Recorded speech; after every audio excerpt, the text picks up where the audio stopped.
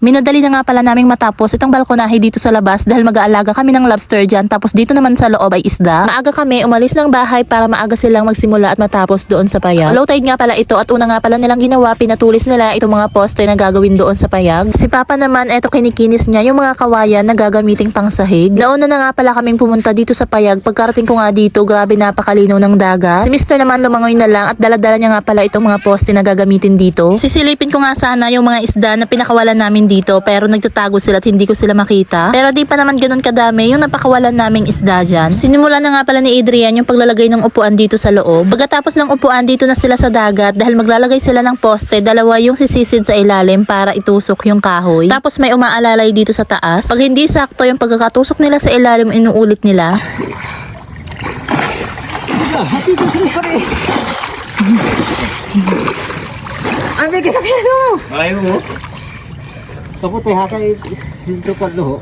Paha, kaputi ba ito sa kanya? Hindi magdalagan. Pagkatapos doon, pinapakuan nila yan para pagtungtungan. May isang tao na nakasakay sa kahoy na siyang gagalaw para maibaon ng mabuti yung kahoy. Yung mga oras na yan, low tide yan, pero lagpas tao pa rin yan.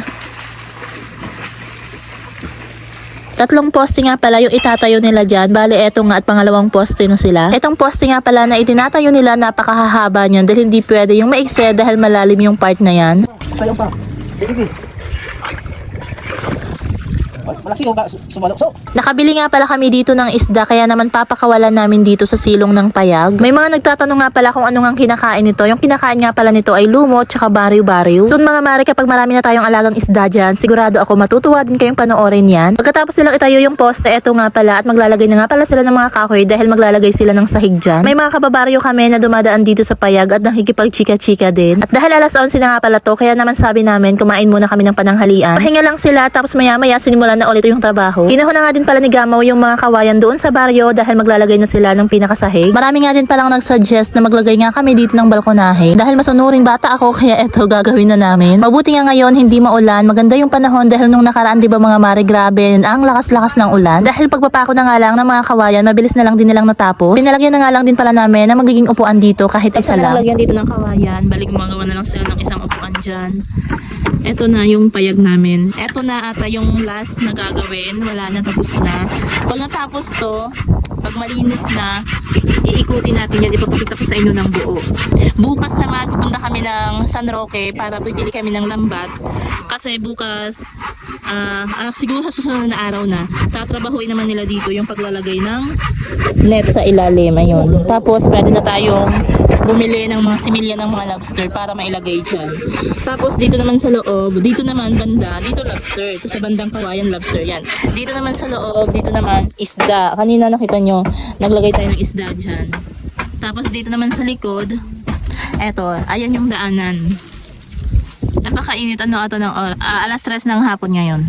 Napakainit, sobrang taas, taobon dito sa dagat, taob. Sa mga nagtatanong, bakit daw namin binakuran itong dagat? Amin daw ba to? Sa mga nagtatanong, hindi po bakod yan. Ayan, bunuan yan. Basta hirap i-explain lalo na sa mga hindi pamilyar o mga hindi taga-probinsya dahil hindi nyo talaga yan alam, hindi nyo maintindihan siguro kung kahit nasabihin ko sa inyo. Dito sa probinsya, ano lang yan, normal yan. Ayan, meron dito, ito yung bunuan namin, may bunuan din dyan, may bunuan dun. Basta, manood na lang kayo. Manood na lang kayo ng buhay namin sa probinsya. Dahil gusto ko lang naman din i-share sa inyo yung mga simpleng buhay namin dito sa probinsya, kahit na na simple lang, kahit paano masaya naman kami, payapa, simple lang, walang hindi magarbo.